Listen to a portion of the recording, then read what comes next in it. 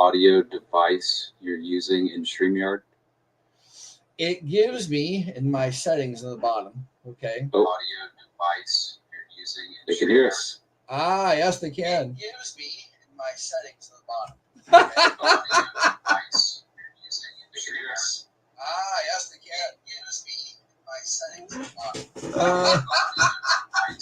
Okay, we don't need that anymore. We don't need echoes, guys. I don't want to see if anybody's around.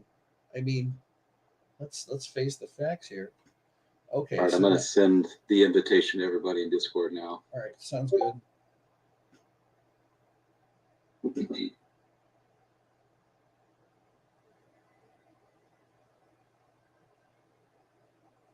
me see here. Present.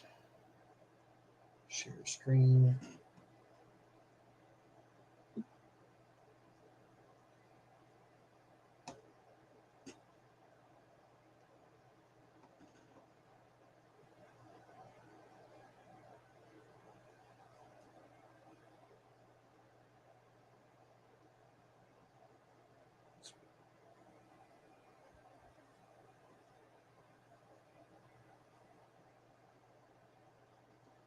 All right, there we go. Everybody around here? Hello, Tommy T. How are you doing tonight? Welcome, Hey, Tommy. Welcome, Tommy. Well, of course, what's with this Bitcoin? I'm not zooming out. I'm making a joke. Look at that. 25,923. It went back over 26,000 today. What's with Bitcoin? Like a roller coaster. It is a roller coaster, yes. So for everybody that is going to be coming in probably here shortly, we're going to give them a few minutes. So 9 some 10, if you want to grab something to drink or something, I'm going to get up and grab me a water. And this way I don't, get parched. Absolutely. Tommy T, I see that question. That's something that keeps getting brought up. Definitely want to talk about that as well. Oh yeah. We'll cover that in a minute. So I'm going to hit the mute for these guys so they, you got something you want to throw at me, we can throw it, but they're not going to hear anything for a minute. Hopefully it works when we come back.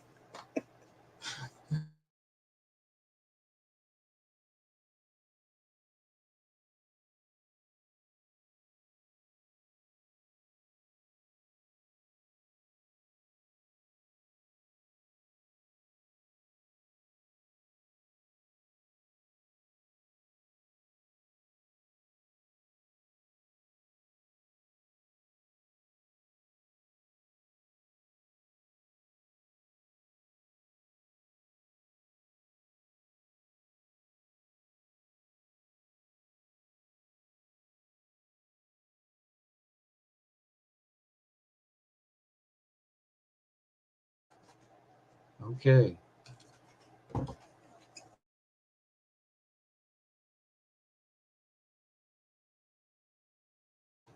Apparently we're going up against the mining king. I just saw that. Oh, really? Yeah, well, life's up. It's all right. Tommy, can you hear us?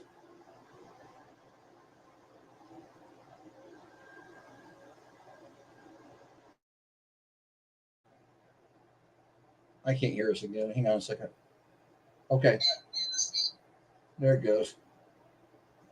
Thank you.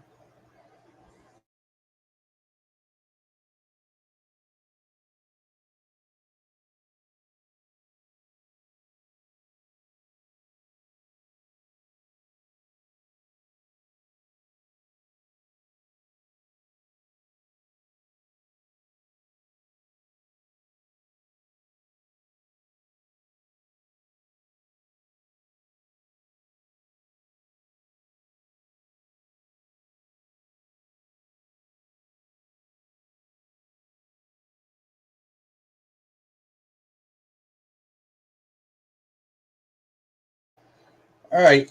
Beginner's block. Welcome. 9 some 10s here, guys, tonight. How do you guys like Bitcoin today? We'll get this started off a little early. I'm hopeful we get to 50,000 by the end of the year. It's not, for me, it's not really about money.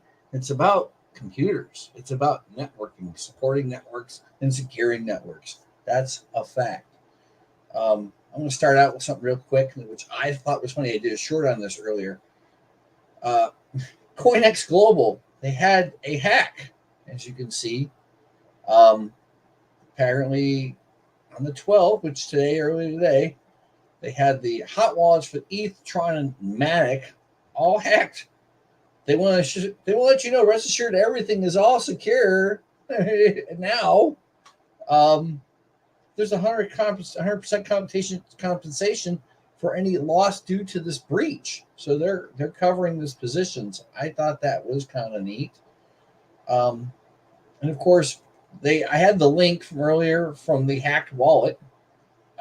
They're currently $1,500 worth of Ether, 17. Am I reading that right? Oh, 0.0. Anyway, going forward, you can see where execute, transfer, where they were going out, and there's the ETH that went bye right there. That's a lot of ETH. What do you think? Hey, MC, how's it going? Wouldn't you like to have that much ETH? Oh, and they used Tornado Cash to do one. Look at that last. Do you see that there? 3 hours. Yeah, somebody ran something through Tornado Cash too. Or Tornova Cash? Okay, whatever. Anyway. So well, that would be step number one for me if that was in my wallet. Yeah. So there you go.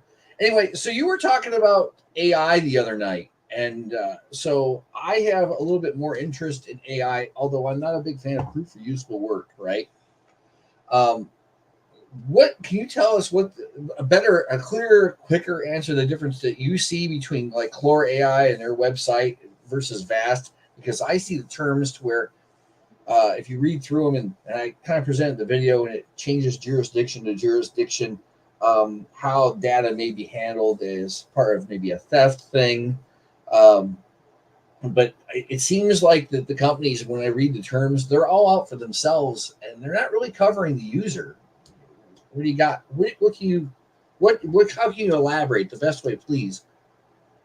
Well, when it comes to terms and conditions, I've never read any that have been in my favor unless I wrote them. So I wouldn't be surprised to find things in those terms and conditions that you aren't a fan of. But I kind of like the way that Hawk puts it. What someone else does with your equipment, it's kind of like renting a car to someone who robs a bank. Now, if you know that that person is going to rob a bank, then you probably have an obligation and are potentially facing litigation for something like that. But, understanding the risk that somebody could be using your machine for nefarious purposes, I just don't see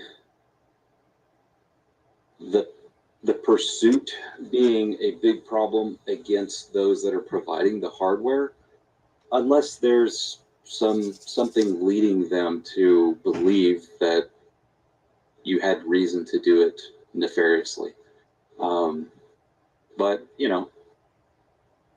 obviously I'm not a lawyer, so I don't want to give anybody legal advice here. I would just highly recommend that, if it's something that you're concerned with, maybe bring that up to a lawyer and ask them, because, none of us here are really experts in that particular subject matter. Maybe we can make some associates that do have some expertise in that area. I'd love to talk to somebody from Clore or from Vast AI or any of these platforms specifically about their legal terms. But, for me personally, the first thing that I'm concerned with is making sure that my own network is secure. And then second comes the ability to see what the other person is using your machine for. And Hawk and the Mining King have displayed some tools so that you can see what's going on. And ironically, I would say a pretty significant portion of the time, people are actually renting your rigs to mine.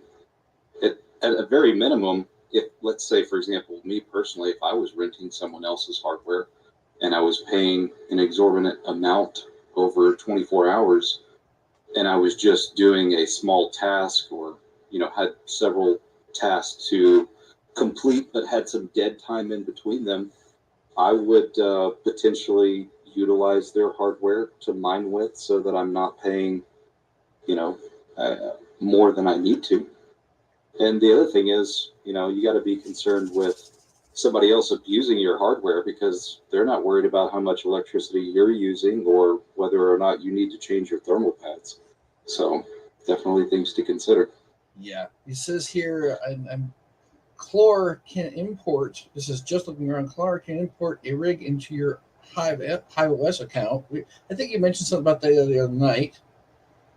Yeah, I think that was Retro Mike, actually, that's familiar with that process. And he's the one that brought this out about talk about nefarious, and that was the word that I used real fast, and we had a great, vast conversation on Twitter X between Hawk and I and a couple of different other ones. Coastal Crypto got in on that, and Coastal Crypto, I don't know which one of the guys, but they don't feel that it's going to be take off. Proof of use work. They don't feel it's going to take off as much as some people are. It's attractive to me. Don't get me wrong. I've got the stuff here. I just personally don't want to.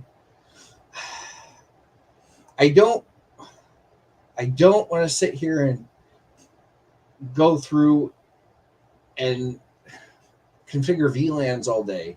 Even though I have this nice old Cisco router sitting up here, I think it's, was it a 1900 series, and I can do the VLANs and I can segregate it out and do all that. But at this current point, the Cisco switch I have up here, which is configured, just curious to if it's in all. I've only got 4 ports left, so depending on how many other things I want to add, I might have to go out and get me another switch.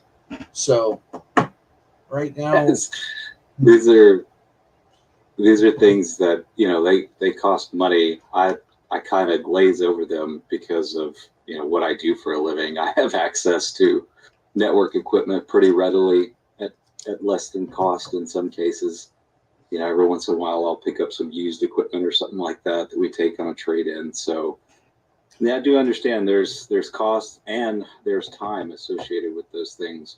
I would say, if you have any concerns about the legality of it from that standpoint, I would say at a minimum, you want to start to explore things that your hardware could potentially be used for in the future, and maybe not necessarily renting your hardware, but actually using your GPU to render things. Let's say, for instance, like Stable Diffusion. Just do a little bit of homework and maybe build something personal for yourself. And if it's something that you want to go further down into the rabbit hole, at least you'll be prepared if you think that this industry could be worth pursuing later. For sure, later on there's an old riddle, and I'm going to tell it, and it's going to give away age. And yes, I did turn 51 this year, so it's kind of one of those things. But it was talking about 2 bulls on top of a hill, right? And I'd say these days it'd be considered graphic, but 30 years ago it was funny. So take it as you will at your own risk. So it said there are 2 bulls on the hill, father and son. The son bull tells the dad, "Hey Dad, why don't we run down there and have sex with one of those cows?" Right? And I see a lot of people running down hills right now to get to do things on like Chlor and on Vast, and they're really interested and they're in a hurry. But the father or the old man said, "No, son, why don't we walk down the hill and do everything we need to, right? Just take our time," is basically what he's saying. And this is exactly the advice it sounds like that you're going to give. We're not giving financial advice, but that is some good, solid stuff, in my opinion, just to slow down and look at the bigger picture. You're not going to get left out. You have time, obviously. The legal standpoint, I understand it from my background a little bit, but again, when I have questions about things, I ask prosecutors, because what's the prosecutor going to do in that jurisdiction? How are they going to handle it? Hawk is right in some aspects for a bigger, more larger municipality. I will definitely agree with him. He's given some good advice out to a lot of good people. Trump Change has done the same thing. This community is great for supporting one another, and I appreciate it 1,000-fold. I mean, I just asked you today, will you come here? And here you are, right? And people are going to appreciate this without a doubt. So, I mean, what I'm looking at is that I've got Vast, which you have to run Docker in there and everything else. And what do you want? Which one of these two, like between Core and AI, do you think is easier to configure between the two of them, especially if you don't know something about Linux? I won't say I don't know anything, but I won't say I know anything, if you know what I mean. Yeah, I'm a complete noob. I knew nothing about Linux other than the very, very basic stuff. And after going with Vast first and then watching the video on how to do it with Chlor just seems like a walk in the cake. After watching the video, it pretty much walks you through everything. But, you know, somebody had made a video for Vast. Honestly, it seemed intimidating initially, but it's probably less complicated, honestly, than HiveOS. It's really not that bad, but you know, that's just the basics of it.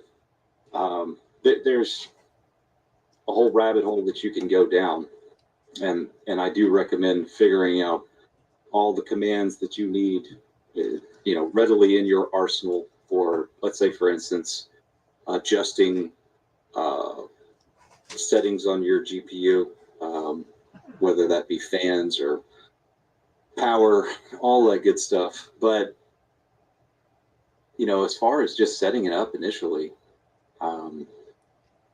I really can't say that it was harder than HiveOS. No, HiveOS was easy for me, and I didn't want to do HiveOS and everything. I started mining, and I still have it was the H510, the ASRock board, and it runs on Windows because I wanted to run on Windows.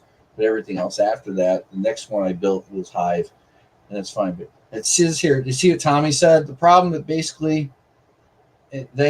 that basically all internet crimes will be prosecuted federally. Good luck talking to your federal prosecutor that might work cases in your area. That's not always true. I'll tell you that. But he's right. If you don't have access to talk to somebody right away, they're not, especially in those positions, you're not going to be able to do that.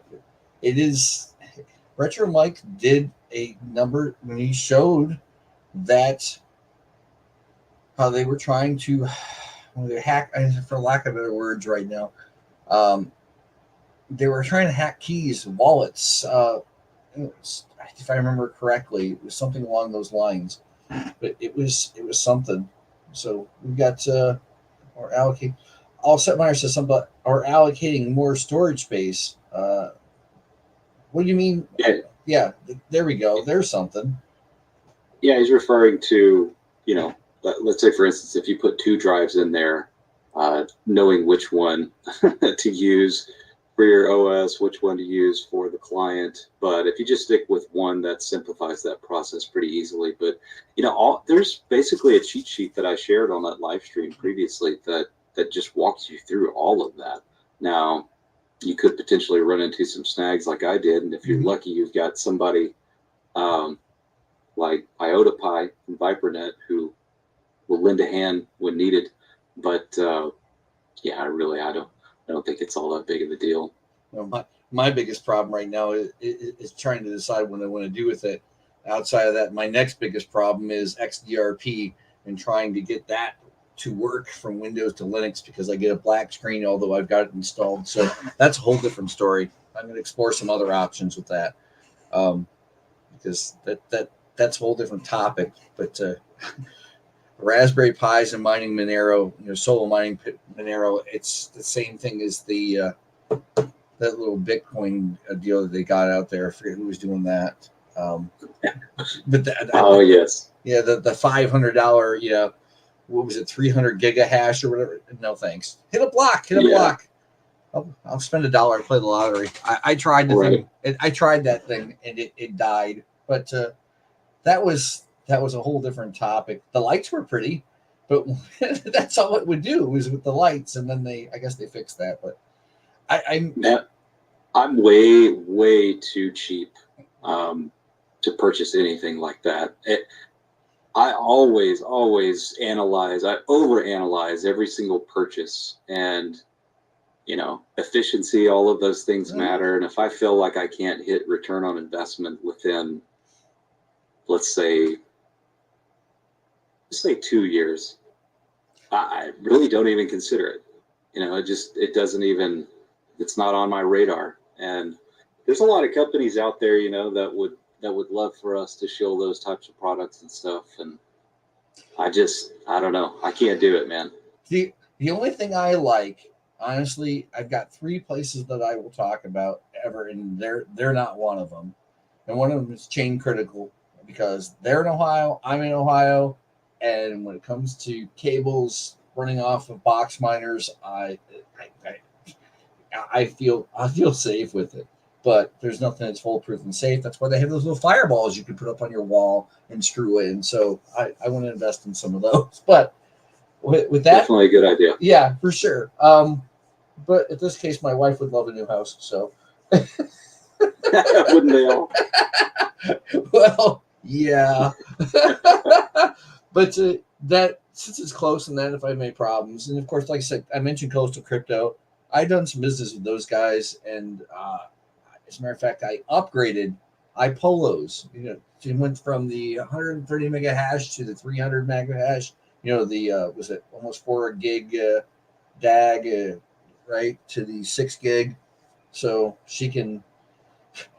It's funny how there's actually a story that goes with this. And I don't know if you have somebody that lives with you or not. I'm not asking. But she turned to me one day, and I was putting, I bought the Doge miner, and I stuck it in here, and I was monkeying with it. And she looks at me, and she's being sarcastic, goes, "Where's my cut?" So she ended up with that, and then she ended up with an iPolo, and now I've changed things around for her, and of course she gets deposits, Litecoin deposits from that. Was it litecoinpool.org or whatever? And she gets Bitcoin deposits via two miners, because they convert it ETC hash, and I love that stuff. So, yeah, I appreciate it, Sadie. Yes, give me a like. Give us both a like. 2 thumbs up. I love it. So Tommy T asked something earlier that I wanted to cover before we move on, and that's an arbitrage opportunity with Caspa being cheaper in BTC on TradeOgre compared to other exchanges. He said he was going to give it a try, but his Caspa is stuck on TradeOgre, and I keep hearing reports of this from several people.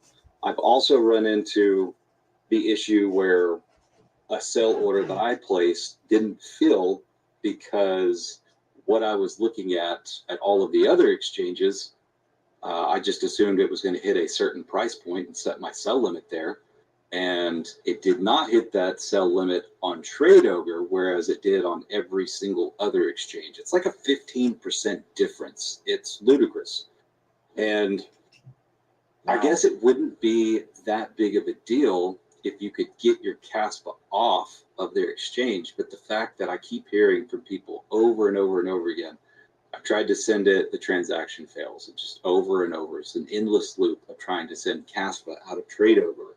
So I reached out to TradeOgre today via Twitter and sent them a private message and just let them know, like, hey, I absolutely love TradeOgre, but I'm hearing all of these reports. I want to give you guys an opportunity to straighten me out before I say anything that I shouldn't. And I haven't heard from them. And it seems to be a repeating theme here lately. It's like in the bear market, I don't know, you would think some of these projects and exchanges and stuff would be a little bit more likely to talk to somebody who's going to say good things about them on their channel, but it doesn't instill a lot of confidence in me. Well, what did I do with it? I tried to TradeOgre. There was another one that I think maybe it was TradeOgre. Didn't they have Meow Coin? They were going to, you could make deposits there. it was one of those oddball ones, and I'd have to go through and look in my little bookmarks. But they originally had Meow Coin similar to this, similar but not the same. I say similar, where the deposits for the Meow Coin were only 10 at a time, and then you at the very beginning when Meow Coin came out, they raised it from like 10 to like 500. So your deposit got sent at like 350, right? And of course they took them from you. So I think that might have been Trade Ogre. It's been so long, and then I just started using the wallet for Meow Coin. So that's that. Techman Ty is here. Just report what you see. Nobody needs biased news, he says. Well, I'm reporting what I see, but it makes me biased, if I miss out on a trade because, their price isn't even within 15% of all of the other exchanges. Yeah. How do you hide that bias? Well, yeah. I mean, I like the fact that you have Caspa. I like the fact, and I'm not right now, KuCoin's not the best, but they actually added that on there. Of course, you can't withdraw back here in the US for fiat if you were going to do that, but still, you can at least exchange it for like USDT or turn it into Bitcoin, and then you can move Bitcoin out or Ethereum, and at least you can get it off of there, for crying out loud. I don't know how many times I've moved things off of there and put it into Zelcore. Now, don't get me started on Zelcore because I have an ongoing argument with them. And the gentleman D Mining, who's not here right now, he also has that same argument because there was something going wrong with the Cadena chain, and they couldn't fix it over there at Zelcore. It would be like that for a month and a half. It would say the same number. But you could track everything, and it was going to the wallet. So there seems to be some small issues in some odd places. I would think that I think you're right that the Trade Ogre would want to get back with somebody, but judging by the size of what they might be compared to something like KuCoin,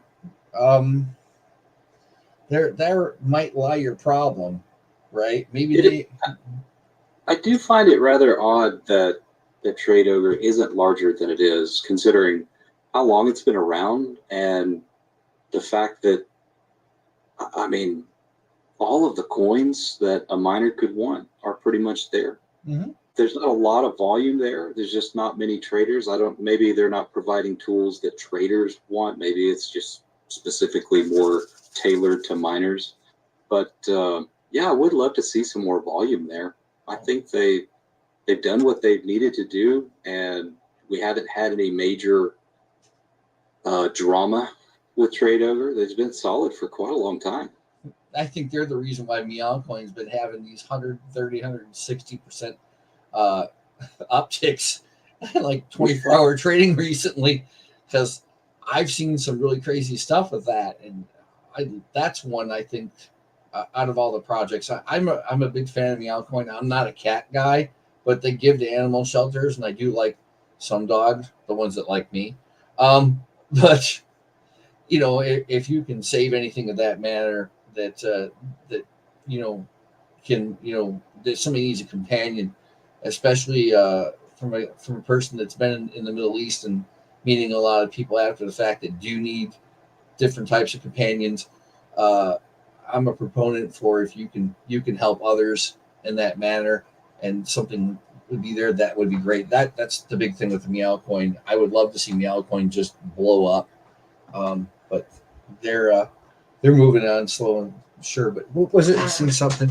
Tommy T said he wishes he still had access to KuCoin. It wasn't real that hard for KuCoin with the so-called KYC. If you wanted to give your ID, I don't care. The Department of Defense already has everything for me, so I don't care. And Techman Ty talked about his Zelcore got hacked. Have you ever had that problem? Your Zelcore got hacked, or have you ever heard anything about that? Because I've heard it a couple different times. Speaking of that, I fortunately haven't been hacked, but I am curious. Techman, was that on? Did you have it on mobile or did you have it on desktop? Anyway, we'll wait for him to reply. I've used it on both. I found Zelcore to be difficult to understand the GUI initially. There's so many different wallets, and it scared the hell out of me several times. I would think that my funds were depleted, and I was just looking at the wrong, tier or subcategory of wallets. But I really haven't tried to send anything out of it. I just kind of use it as a HODL wallet. Yes. So yeah, I don't interact with it a whole lot, so I can't say much for it. The big thing with Zelcore is that if you try to use a card to make a purchase and you're in the US, I've tried it. It will not let you. It just won't. So yeah, it makes that's like the savings account, the crypto savings account. You're never going to use it for anything whatsoever. You might as well get into your hypervisor, Hyper-V, and run a VM, kind of like Hobbyist Miner did, and segregate that out. If you can get into ESXi and do that whole thing like our friend Red Panda, and you can afford to do that, by all means, that's a great way to lock some things down because it's not always connected to the network that you're running over. So that's that. And I'll say something. Yes, Sadie, if you go to Twitter X and you look me up, Middle East, you will understand what I mean. It says veteran, something about law, and something, but it doesn't say I'm a lawyer. And Techman Ty answered the question there. Did you see that there? Yeah, so he's using desktop, and if someone gets your name, they can brute force your password. Do you mean username or specifically your name? I think it's just username, I would assume, but not being able to change your password, that's not something that I was aware of, and that is not good. Yeah, I get that. He was talking about a DFA earlier, right? And you put the 4 pin, like basically like an ATM pin, 4 digits. That works out great. But I don't. If I'm, for instance, if I'm buying something, as a matter of fact, D-mining is a great example. I picked up an HS box from him, Goldshell HS box, which I'll take care of that later. Everybody here, I think, really knows how to do the firmware in there, but I'm going to update mine basically because I feel, one, I got a bunch of rejected shares coming off that HS box that I was talking about. 2, hardening things, as you know, in the IT world is not always a bad thing, but you got to be picky on what you harden. So it see Zelcore. Oh, there it is. There he says Zelcore uses username and password to salt the hash of the wallet. Oh wow. Okay. Yeah, makes sense. You can't change it. Yeah. Okay. So yeah, the DFA is good. Hey man, what if you? I believe you have the ability to export your private keys now. Can you just create a new one and send funds to that? Oh, that'd be good. I haven't tried that. Techman Ty, have you tried that? I'm just kind of curious because it's that. Say this entirety of my social media. This is the entirety of my social. Oh, so she doesn't do anything past. I like that. Smart. He created a new wallet. That's all he did. And move the coins. Okay, excellent. Yeah. Well, at least you got your coins. Thank God. See that's what I'm saying. That with all this, MC says, yeah, hey.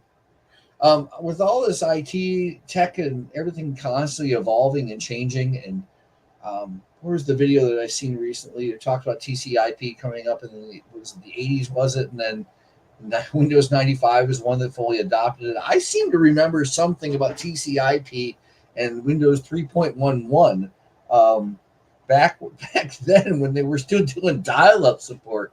Yes, I actually did that for a job once. There's nothing like living in Phoenix and working for a dial-up ISP and working with the old folks in Sun City. If you don't know where Sun City is, folks, that is a retirement community, actually a retirement city, Sun City and Sun City West in Maricopa County, Arizona. And there are a lot of great old folks out there, but they had an IT club, and that's how they would try and communicate with the grandkids. And you would always get the one lonely old man that would call you 7 times a day. What can you do? It's great. Also, Miner said that, he said that Zelcore is a great burner wallet. Okay, so it says Techman Ty had 32,000 Casper in there, and he was sweating. Did I read that right? Yeah. Mm-hmm. Let's see. Wait a minute. What's this about? Goldshell responded to his post about underclocking. I'm interested in that. What do you mean? What do you mean they're underclocking? That's what I want to know. Let's see. Okay. There's a lot of good stuff popping through the chat. I have to admit. Tommy Chi, I just had my server with all my VMs set up on it crash. Got to take a minute to get everything set back up and synced again. Now there's a task. It's going to take a minute. Yeah, one of the reasons why something like Zelcore is nice. Yeah, the biggest crazy thing about Zelcore, and that I saw, is that if you try and stick it on your desktop, and you try and stick it on, say, an Android or an Apple device, a phone, a tablet, they don't always sync up, and you've got to go and play with it. And I tried to set my wife up, said, "Here, honey, so you can access this in case I fall over tomorrow," right? Well, it wouldn't let her log in. It wouldn't, even with that password. And we played with it for at least a half hour, and I said, "Forget it." And then an hour later, I set it up on the desktop, and suddenly it magically worked. It makes no sense whatsoever, but it didn't want to go for her. But that's the way to go. So, here it goes. You do bring up a good point, though, for all the people that are watching right now. If you don't have your stuff written down and have shared that with someone that you love and trust, I suggest doing that, because you never know what tomorrow brings. And if you've got a significant amount of crypto in there, make sure that somebody has access to it in case something happens to you. Oh yeah. $2,000, 500 grand, $500 can make a difference in paying a bill. That's for sure. And especially if they figure out how to send and receive. But thank God for YouTube. It's a great teacher. And Techman Ty said something about, we were talking about Goldshell a minute ago. If you run mini boxes with firmware 2.2.4 or lower, you can click the miner tab 10 times to unlock overclock /underclock menu. I've never tried Nice. That. Excellent. Thanks, Techman. I did. I got to repeat this. I accidentally put the firmware on KD Box Pro for it was the Doge Box firmware on there, and it actually showed up Doge across there. And although I was able to take the correct firmware and put it on there and fix it, I want to go back again, because I do believe, and I've looked at this, and some people say you can't convert it, you can't mine with it. But if I remember correctly, I think it started mining. I got to go back and play with it. It's something I want to do. It would be very interesting. And just so happens, I got a couple of KD Box Pros. One I'm just using, the other one's just off the side doing nothing. And if I brick one, I won't care. Yeah, time to get to work, man. Yeah, for sure. Hey, you mentioned something earlier in the stream before, or right when we were getting started, about the price of Bitcoin before the end of the year that I wanted to visit. Here we go. Let me get mine. So I just kind of wanted to get your thoughts on why you picked that number and what makes you think we'll get there. Well, okay, so that's a good question. So obviously we've gone as high as 32 already, right? Buy the rumor, sell the news, or buy the news, sell the rumor, vice versa, whichever, right? Mm-hmm. Now, if you look around with what just happened to Grayscale, okay, they had won their lawsuit. So now it was a futures ETF is now going to eventually get converted to a spot ETF, okay? You have BlackRock that's in there also, but that probably won't happen until April. But the one that has the greatest chance is that Grayscale ETF, because it's already out there. And there was a lot of guessing going on there, and I kind of agree with I'd say the guessers, because I'm definitely not shilling for that. But I feel that it has a good chance. And I say, I'm guessing, just guessing, it could happen right around the 30th of December. But I could be absolutely wrong. I mean, we could look at this chart right now and you could see where we're at today. And I can click here for the month and we can go back and we can see the mountain and so on. I mean, really, that we've been doing this thing. And who was that had said that? Oh, it was Son of a Tech that said it.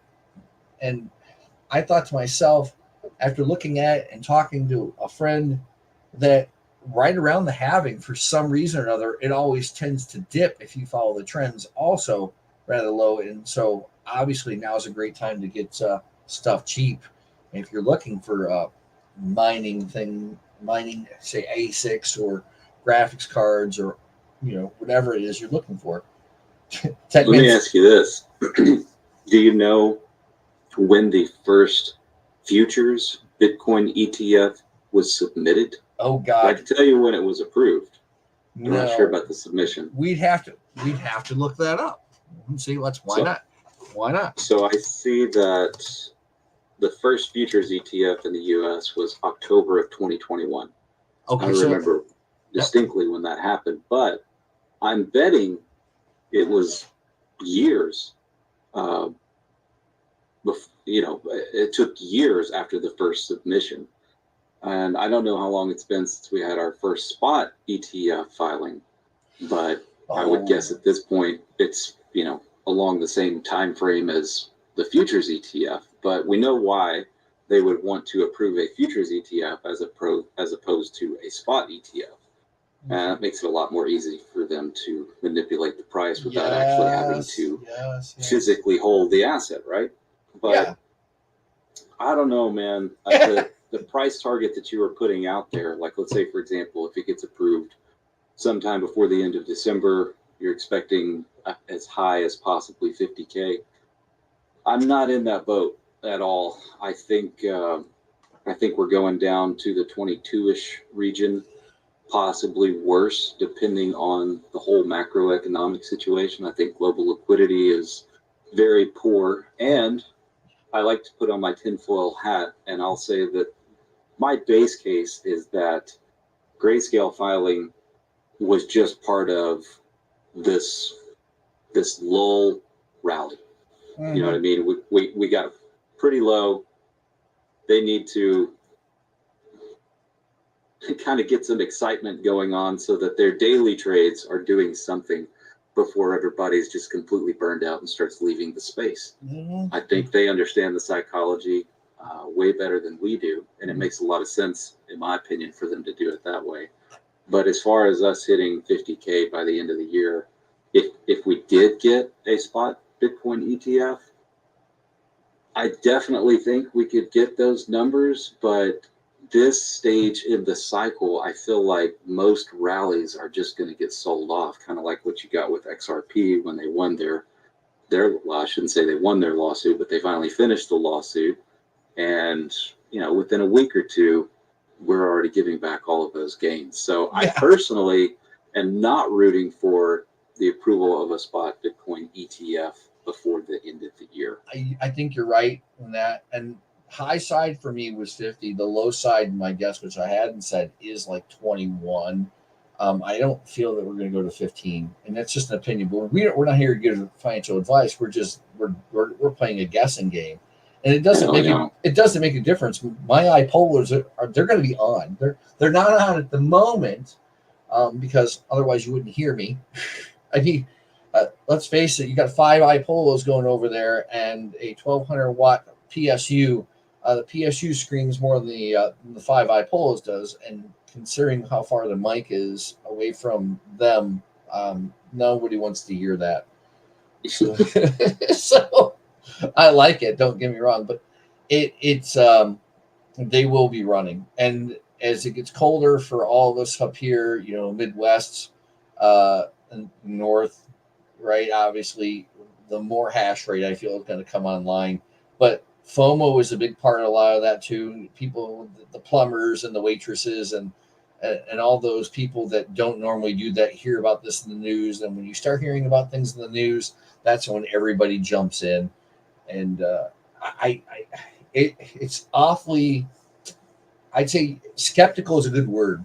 So I'm a skeptic on one side, and I'm still snatching up, on the low side. So I've got a huge range there. But I keep telling my one buddy, anything under 30,000 for Bitcoin is a steal. That's that. And he took like $500 the other day and said, I'm not keeping these stocks and take my profits. I'm shoving it all into Bitcoin. And that's where he's at. And he's happy because like crypto.com, he's up $66 on Bitcoin right now. So, and this is his like first year actually getting into that. So there are more people coming online with this all the time. And I keep reading about it and hearing about how AI is going to parallel what Bitcoin does and what the crypto market does. So it's a matter of an opinion, but that's not a horribly bad. So let's see here. What was this about the $40 power adapter for won't run unless? Okay. Oh yes. So I have a 4090 in my Vast rig, and for the first probably 4 days, whoever was renting it, they weren't using it to its full capacity. They were only using maybe about 385 watts continuously when it was in use. Oh yeah. And they decided to change what they were doing all of a sudden and started using about 750 watts. I've got a watt meter on this thing, and man, the thermals on the 4090 are good, but there's no sense in me letting them abuse the 4090. Mm-mm. And Tommy T was just pointing out, if you change the 8-pin connector, if you only have 3 of them plugged in, the sense cable is going to power limit the card to 450 watts. And so, yes, I did set my rig to maintenance mode. And here's one thing I got to say about Vast I'm not a fan of. I cannot communicate with the person renting the rig whatsoever. I can schedule maintenance, but I don't know, if an email is the only form of communication that they get whenever I decide to perform maintenance. I try to let them know 12 hours in advance, like, hey, the rig's going to be down for a few minutes, but I can't tell him in those words. All I can do is schedule a specific time that just says to him that I'm scheduling it for maintenance. So he was full tilt on the rig, and I basically had to shut him down and make that change. But I reached out to the people at Vast in their Discord and was like, look, has anybody made the recommendation of an option to be able to communicate with the person that's renting the rig, even if it's some type of screened or monitored chat? If you can approve the messages that I'm sending to this person, I'm perfectly fine with that. But yeah, I think there needs to be a way for that to take place. What's this? And you're penalized when doing maintenance for whatever time it is down. It sucks. Mm-hmm. Yeah. Yep. That's Core. With Core, you can actually. That was what I was kind of getting at with some of the differences. With Core, you can actually communicate with the other person on the other end. Is that what I'm catching, or no? Not that I'm aware of.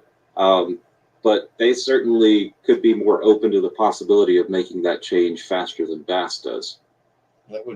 That would bring out some positives for sure. I think what they're trying to avoid is solicitation, essentially. That, of course, and just people being ugly.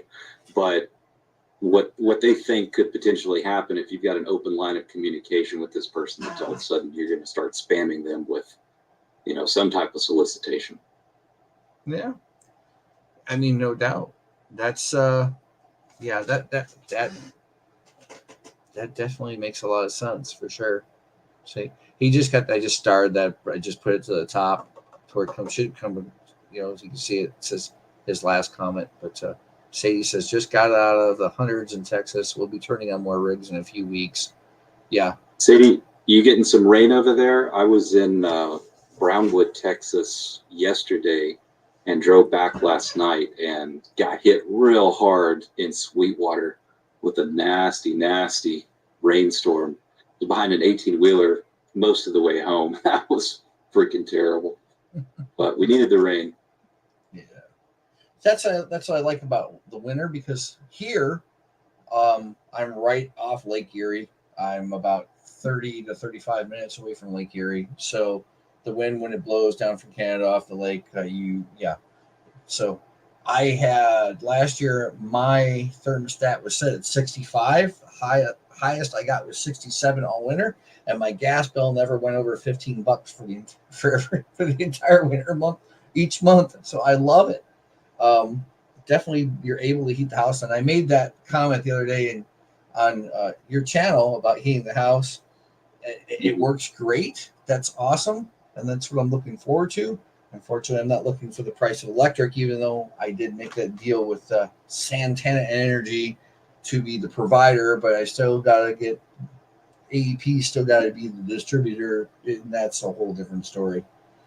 Did your, I imagine you don't use a lot of gas during the summer, but last year when the Ukraine conflict broke out, did the price of your natural gas just go crazy? I live in a small town here, so I don't have the big conglomerate, right? And they service a certain area, right? And we didn't really see a big jump at all. But again, it depends on how much you're using. So, I mean, for some reason or another, they just didn't move a whole lot. I was figuring we were going to see some crazy jump. We didn't see anything that I can recall. It seemed like a normal gas bill, but yeah, I'm waiting to see what happens this winter because everything's gone, for lack of better words, ape shit. What's this? All set versus heat. Do you see this? I was able to put an order for 3 Radon Pro WX5100s at $220. Aim to put them onto Flux Proof will work. Sadly, they only do NVIDIA, so putting them on Vast AI. Vast? I thought you said something that, or maybe I'm confused. I know Clore didn't do AMD, but did Vast do AI? Vast AI do AMD cards? Do you remember? I don't believe so. I can check right now though. Let me see. So, by the way, with my fees, I said the other in the chat the other night, it comes out at about 8 cents a kilowatt hour with the distribution fee and their customer fees. I want to thank AEP for ruining my less than 5 cents a kilowatt hour that I prearranged. But it's still, we're going to get 8 cents a kilowatt hour these days. If you go with like, yeah, I don't see any AMD on Vast. Yeah. So let's see if Vast was just AMD as well. Yeah. See, Tommy knew. So yeah, I that's a downer. What I learned though, speak of AMD, is don't buy used AMD cards off of Amazon ever. Why's that? Because the RX 580s, the ones I bought, I ended up having to return them because they would go to 90 Celsius no matter what. And it was not the overclocks in Hive that was doing it, because when I first put them on Hive, they were running normal. But after about 30 minutes, they just took off. Done. They started burning up. So I ended up sending them back and finding somebody else and getting some more. And they're doing okay, but it's still too hot to run them. At 90 C, you'll burn them up for sure. So, and that's how big is your GPU farm, if you don't mind me asking? That's fine. So I've got what here? There's I can't count today. 6 there on that ASRock board on the 510, and I have another 5 on this other one that was one of the older boards. I can't remember that. It's another ASRock board, but so I got 11 cards here. Most of my stuff is turned into ASICs. Actually, 12 cards if you consider that Dell that's up in the top. That I was talking to you before we started. That I bought. That was the one I actually put to use. The second one I put to use when I started GPU mining, because it had that OEM 3060 in it, and that was nice. D-Mining now owns that graphics card, and I put a different one in there. But there's 12 of them here. I'm not going crazy. I like my little gold shells down here, especially when it comes to Litecoin. And I'm not a big Doge fan, but we got that Kudena stuff because I've got a KD Lite up there, but I'm not running it right now.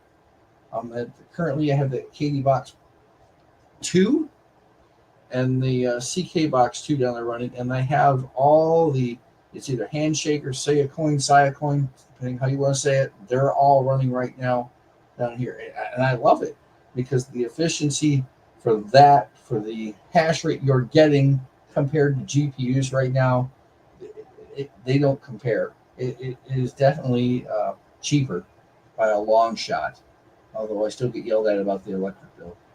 What do you want? iPolls, yeah. The iPolls, of course, those are great. The one thing I would love, and if anyone from Jingle Mining is watching, I don't think Mine Centena or myself would mind if you sent us that new $3,000 jazz miner you got.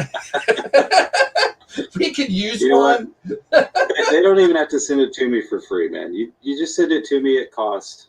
We'll make some good content on it. It's not. Yeah, well, I'll make payments. Just send it to me. Maybe we get one of those rabid mining deals he got with who was it? T Swift. I think T Swift hooked him up with some KS2s, provided that they mine to his address until they're paid off. We can work that out. That would be great. Yes, we'll mine for you. No problem. I'll let that thing run 24/7 at my kilowatt hour and the price I'm getting. That's great, but I don't think that's going to pay off too fast. To be honest with you, that would be one of those 2-year deals that you'd probably never get out of that, compared to like the Casper miners from Ice River. What's Tommy said, you see, he said, I'm going to scroll up here for a second. They're talking about, you guys were talking about we're talking about bad cards, return policies. Yeah, there's a way around there. And Mr. Miller says, MSI Armor 580s cause thermals are awful. Okay. I'm just scrolling through the comments real quick. Techman Ty had something to say about Doge, CKB, and SE bags are getting full. May shut them off soon. Then he's Ice River. He says, tell him Rabbit sent you. He's saying Rabbit got the short end of the stick on that because he charged him an extra 20 to 25% of the cost of the miners. Plus, he's basically hosting his miners for free. Well, I mean, let's face it, with those Ice River, those big ASICs like that, I mean, it's going to be like 3 months and they're going to be paid off. Then it's all him. But with the constantly having an event, like what is it, every month? Isn't it? Something of that nature? It's basically cut into a 12th, or a 12th is taken out every month. So you have a halving every year. Okay. Well, see, there you are. Thank you for clarifying that. I suffer from a thing called CRS, can't remember shit. So what are you gonna do? Yeah, but if you talk to some of those people over there, Jingle Mining, yes, you can get better freight. Yes, they'll do that. They'll even drop ship for you if you start selling for the over like on eBay and whatnot. I've actually talked to them. Yes, I have a discount code in the other descriptions, maybe in this one too. I only got 3 discount codes, but I set those up and that's fun. And I actually earned 75 cents back from Chain Critical the other day. I was extremely happy. It's my 75 cents worth of Bitcoin. But yeah, that's that. Rabbit got robbed. Yeah, we talked about it. T Swift basically got. Yep. For a whole year. I don't know if it was a whole year because he said something in the videos about ROI and in those. So. I believe they're mining to T Swift's address until they're paid off. Yeah, that I do remember. So. What else? That could be 6 months, a year, could be 10 years.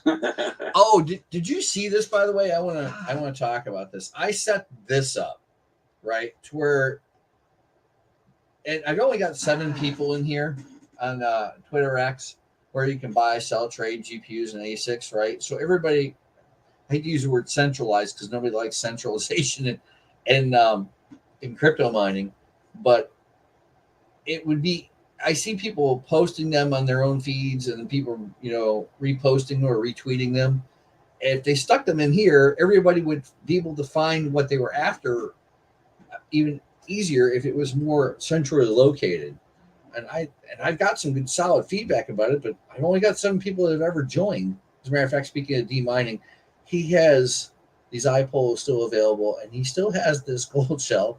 Yes, I'm shilling for my buddy. What can I say? And I found this to be really odd. Have you ever looked on eBay for a 1500 watt server PSU? Yeah.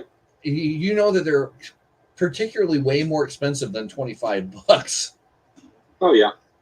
I mean, it's coming down now, but typically without the breakout board, cheapest you're going to find is $35 to $50. Yeah, I was nice enough to give him $5 for shipping, just because, literally, because you're not making anything on them and you're moving them out. So hey, oh, Techman Ty says he got his KS0 to a KS Ice River after it with all the tariffs. It cost him a K. Did you see Motor City Miners that showed that their the KS0s are now like $500 or less today? That was, I did see that. Yeah, that's something else. And Techman, I watched everybody FOMO into the KSO or KS0s, man, and the moment that Red Panda put out the video that he received the package, me and Panda, we talked about it. I was talking about buying 4090s at the time.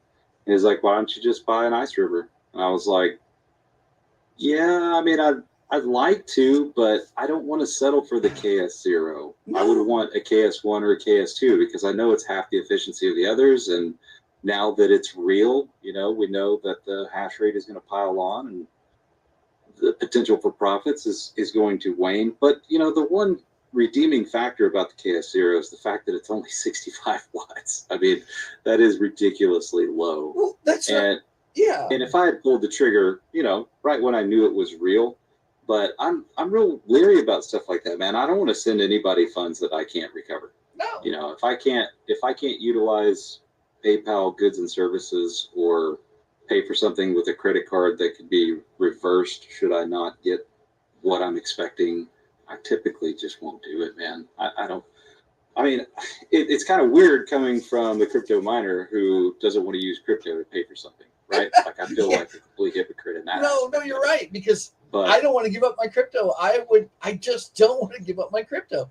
Honestly, I just don't. And so I'd much rather use the credit card and work and bang it out and get it paid off. Or my favorite one is that a firm, right? They get that financing thing, and you can take 6 months to pay it off if you want to, but it never takes me 6 months to pay that thing off. And I might give them $5 in interest, but they can have their $5 in interest. I got what I needed, and I got it now, and I've already paid it off 2 months later. So it doesn't make a difference. So that's something else. I mean, there are ways of getting around that, but if you go looking out on Newegg or Amazon or anything, all those KS0s are still right around $1,000. Yeah. Not also, doing it. He mentioned something. He says hard pill to swallow when it only mines one coin, and that's the downside of most ASICs, right? And that's why I don't have a lot of ASICs. There are definitely some that I would like to have, but when I first got started in this with a buddy, we had like 4 or 5 S9s and 2 or 3. What were they, like T17s or something like that? I don't even remember what they were. It was so long ago. But he sent them off to be hosted and never got them back. And, even if we had them back, unless we had, 4-cent kilowatt hour pricing, it wouldn't have even made sense to run them here. That's one of the reasons he sent them to be hosted. But I don't know, man. I like being able to find new projects when they're young. I still love GPU mining. CPU mining, I'm getting more into. As far as ASICs are concerned, if I was going to pull the trigger on an ASIC, it probably would be something that mines ETH hash because the versatility, exactly like Sadie just said. There's a lot of new coins that have been coming out with ETH hash. So, but unfortunately, a lot of them are not doing great. I think Octa has some potential.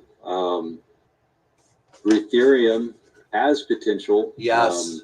They've got a lot of questions that we've asked, and we're hoping to do an interview with them here in the near future. But I think they're busy working on some things in the back end but I kind of feel like, they should strike while the iron is hot, so to speak. What was it? So came out with the video trying to call them out just because of the allocation for the team initially, and wanted further explanation. And they want to answer that question. They want to answer a bunch of other questions. There's a lot of people that are, a little bit gun shy to support anything that's ETH hash because there's been so many rug pulls like Pink Chain and Floor Chain and all of these things that have been going on. But, as far as ASICs are concerned, yeah, I probably would go with an ETH hash ASIC. The one thing I've been really curious about that I haven't got a chance to do, and I will once it cools off, is talk about GPU mining. You can still GPU mine Kyla coin, and I just have something tells me that I need to read into some white papers and spend some time digging, but I have a feeling that's going to be a fairly decent one. It could turn out to be like a Monero in a sense that it doesn't really go past $300 ever, but I just got a real good feeling about that. I don't know. It's one of those gut feelings. So well, it's kind of gimmicky in a way, in the sense that it was created with a very low total supply intentionally for the reason that it is more scarce. The problem with it is the fact that it is divisible by more decimal places than Bitcoin would be. So instead of having 8 decimal places, I think it has 12 or something like that. But the big question is, are other people who are purchasing it aware of that? And do the exchanges even offer those lower decimal places as a bid? And that's why I think we've seen it pump up a time or two. It typically moves with a little bit of volume. And so when I first discovered the coin, I also speculated that it did have some room to run, and it did. I just don't know, what kind of potential it has for the future. We'll just have to wait and see. Yeah, getting back to those KS zeros, you said you can only mine one coin. True. But I want to thank God that there are things like unmineable, for crying out loud. That website, that'll convert that. But again, we're talking about how it breaks down in twelfths, and it has halving once a year, and you can follow what I'm trying to put down. You might be able to get, just throwing something like 2 1-inch out of there every 6 hours, for example, using that thing. But yeah, with the way that's set up, I wouldn't want to stick that on there and use anything that the Caspa has to do with, as far as like was the Ghost Ag. That's not gonna any of that K heavy hash. That's where I'm going with that. To mine, I use unmineable when I first started GPU mining occasionally, because there were other coins that I wanted to accumulate. Right. But honestly, CASP is really the one thing that I would want to accumulate more so than any other coin that I'm aware of. That to me is one of the most original things that I've seen since I started mining, outside of when I first heard about Bitcoin. And I didn't mine any Bitcoin. I haven't mined any Bitcoin up until this year. It was everything else but that, right? It didn't appeal to me to do it. And now that we're down where we are, like it shows on the screen right now, to me, that's worth my time. If it goes lower, it's worth my time. Eventually, I'm going to get off of that, and I'll slap them on something else. The one, what was that? God, what's the one with the DAG file with that it says like a 1.8? I think it was Rabbit or Panda was saying something about that for the 130 mega hash versions for those iPolos. There's a coin out there that we can go forever, and it doesn't make the 130 mega hash iPol versions obsolete like they will be sometime next year. I think it was Octa. Maybe I'm it was Octa. mistaken. It was Octa. Yeah. So that's another one I've kind of got a little interest in. And that's one of those ETH ones you were talking about. So yep. That's that. Hey, Robert, welcome, buddy. Robert's getting here. What's up, friend? He's out there on the West Coast. Robert recently won a router firewall from me. God, now I can't remember the name of that, but he's got to figure out how to make it work. So Hey, you mentioned something about mining Kyla coin with GPUs. You want to see something funny? Pull on Hive up or Hive on statistics and look at how many GPUs are still mining Caspa. there we go. Let's do that. All right, there we go. Quite a few, I would imagine. Yeah, it's pretty crazy. 4%. Is that 4%? Yeah, so it's gone down, but yeah, it was still somewhere between 6 and 9% up until maybe a couple of weeks ago. They're really banging Dynex, though, aren't they? Was it 19%? Yeah, yeah. And I saw somebody tweeted earlier today about how long it took ETH to get that much market share of GPUs, and Dynex has done it much faster. But I would argue, you know, Well, it says other 32%, so I don't know which ones are other, but yeah, it could be. So the other is pretty much all of those, but just people naming them something weird within Hive, not using the preloaded default option. See, I came here to be educated too, folks, because I don't know anything, and I will always claim that I never know anything. That's the other thing I love about the community itself, because if you don't know something, you can probably ask and get an answer, or at least get pointed in the right direction. That's what I like about it. What I'm definitely looking at, though, is that Octaspace and Zill, and you can dual mine them on that. And for me, that is something that I want to do. And I just got to take one of those 130 mega hash models off there from iPol and do that. But I will never, unless it somehow benefits the greater good of things. I have never seen it where it's useful to add an ASIC like an iPolo into your Hive, into the Hive portal, because I don't use static IPs. I can use a static IP. I can assign them all, but I won't do it, and therefore it doesn't benefit me just on that note alone. This is what I look, and that's the thing. Now a lot of people are doing that, but I don't understand why people want to give Hive $4 or $5 a month just to be able to track what your iPolos or your gold shells are doing, unless of course it's like something from Bitmain and you want to undervolt it. Now that makes sense, but you could do that with Brains also. And if you do it right, you could get in the back of your router using a VPN and whatnot and monitor all that stuff yourself. I'm not saying it's impossible, but again, Hive does offer some utility that could potentially make it worth it for those that are hosting a lot of machines, for sure. But for hobbyist miners, us that just have a few, may not necessarily make sense. No. It's interesting to see how Hive shifts from one project to another as far as kind of aligning themselves. Like if you take a look at right before the merge, they were talking about starting an ergo pool. And at the time, I was all for it.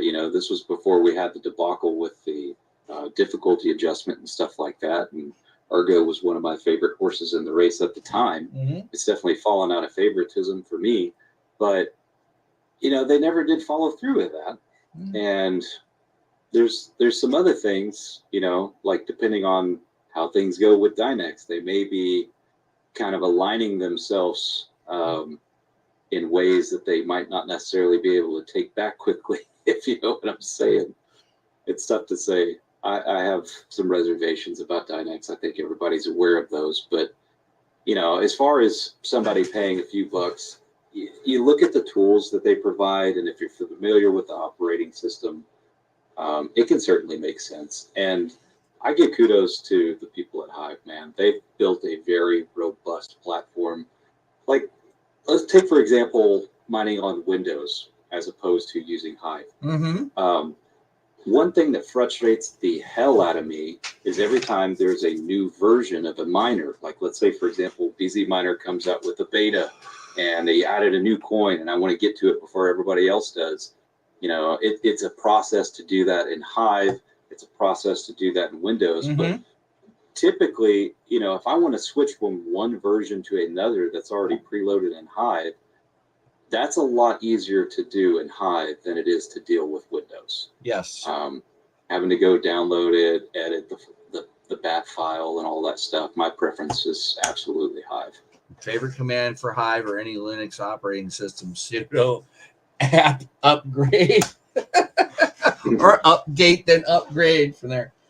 Miller says that Okta won't hit the 4 gig DAG file until April of 2027. That's what I was looking for. Yep, it's a while. That's it. Let's see what Tommy says. Hi, the high fees won't make that worth for him either. And of course, Techman Ty still talking about how he doesn't think Goldshell lied to him about the overclocks, and it's time to learn how to edit their ROMs. Yeah, that wouldn't be a bad idea. What I would like Goldshell to do is provide better customer service when things break. I've heard that one. I've seen that one quite a few times. They ship a bad box miner over, and you say, "Hey, it's broke," and then they go, "Oh, that'll be $300 to ship it back to you after you ship to us, and you're paying the shipping." So they need somebody here. They need somebody here in the U.S. that can do that. What was that? There was a company, I can't remember. I talked to them one time, and they wanted to charge like $400 just to fix it themselves, and you were spending $20 priority mail or whatever to send it to them. But wow, it was the gold shells when they break, especially the small box miners, are not necessarily worth fixing. And I sent that broken one. I got my money back out of my broken one. I didn't buy from Goldshell. I bought it off eBay, and I got it back. And it was really nice that I got it back, but Coastal Crypto ended up with that, and they determined that it was absolute junk as well. So it's a paperweight, probably down there near Roanoke, Virginia right now. So that's that. What I was thinking about the fees that Hive charges, and one thing that I think